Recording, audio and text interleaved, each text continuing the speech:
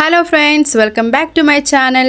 അപ്പോൾ ഞാൻ ഇന്ന് എന്തായാലും കരുതി ഏട്ടൻ ഉച്ചയ്ക്ക് പണ്ടത്തെ സ്കൂളിലൊക്കെ കൊണ്ടുപോകുന്ന ടൈപ്പ് ഒരു നൊസ്റ്റാൾജിയ ഫീലിന് വേണ്ടി ഒരു പൊതിച്ചോറ് ഉണ്ടാക്കാം.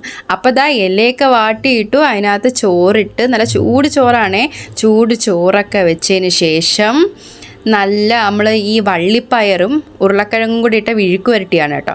അപ്പോൾ അതൊക്കെ വെച്ചു.